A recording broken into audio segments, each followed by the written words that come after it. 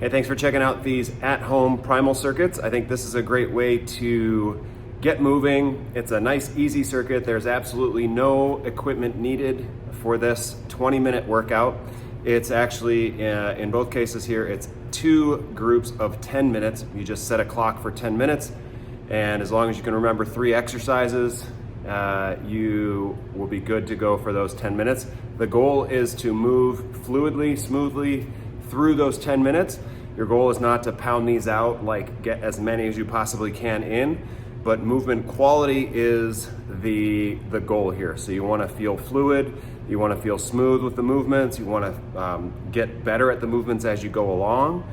And as your hips open up and as you get, muscles activated and everything, you should feel like, after the initial 2 minutes of the first time through each exercise, you should start to feel better as you go along.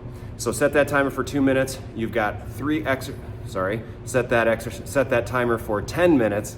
You've got 3 exercises to do, and you just roll through those as you can. And then if you're up for it, you'll do another group of 3 exercises. So enjoy this at-home Primal Circuit. Primal is a class here on Thursday mornings that tends to scare some people off, but this is the kind of stuff that we're doing in this session, stuff that's really important for you to keep moving as a human for a really long time. So enjoy the at-home Primal Circuit. Again, no equipment needed. Just check out this circuit, and you're setting a clock for 10 minutes and move fluidly through that 10 minutes. We'll see you.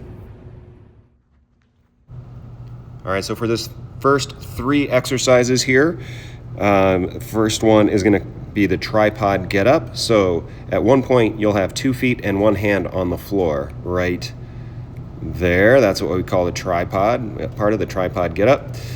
So the idea here is you'll go opposite foot and hand flat on the floor, press your hips all the way up to the ceiling, far enough so that you can get your foot under you, and then you're gonna stand from there. You'll notice you turn about 90 degrees, so your hand goes to the floor, shoot that leg back through, and you're back onto your butt. So you're gonna alternate sides, pressing your hips all the way up to the ceiling. It's a big core challenge.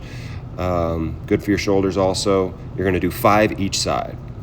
Now for the shoulder crawl, you're gonna tip from side to side, so one shoulder blade on the floor, then the other. And when your left shoulder blade is on the floor, you'll pick up your right foot, and vice versa. When your right shoulder blade's on the floor, you'll pick up your right foot. We'll look at another view here. You're gonna do 10 times each side. So we're just rocking side to side. Whatever shoulder blade is on the floor, pick that foot up off the floor. It's a great way to open up your upper back. If you were gonna move with this, we would call it a crawl, but it's just a stationary crawl for now. Last one, you're gonna do 10 times each side, 90-90 at your hips, so one hip turned in, one hip turned out. You can start with your hands behind you, as I did. Then as you get into it, if it's something you're able to do, you can pull your hands off the floor and do it unassisted. And your feet will stay right where they are on the floor, and your knees will just go right over top like windshield wipers. You're gonna do 10 each side. So that's the first circuit.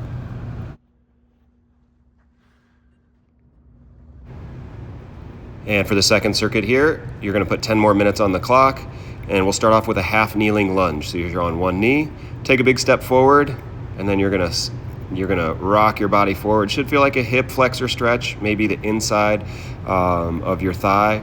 You can change the direction you're going, so you can go straight forward, you can go out to the side. Whatever way you decide to go, make sure your knee goes right over top of your foot, and so you can just change that angle up. You're gonna do 10 each side here. Now we're moving into rocking. So you can start off by hugging your knees, and then you're just rocking back onto your shoulder blades and coming back up to your butt. At some point you can let go of your knees. This is a little bit more core control, a little bit more core strength.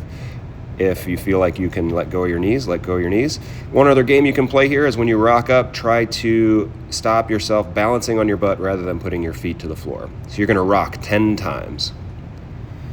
Then we're moving into the squat. So you're gonna squat down, pick your whatever foot width works best for you. Our goal is squatting all the way down if your knees will allow for it.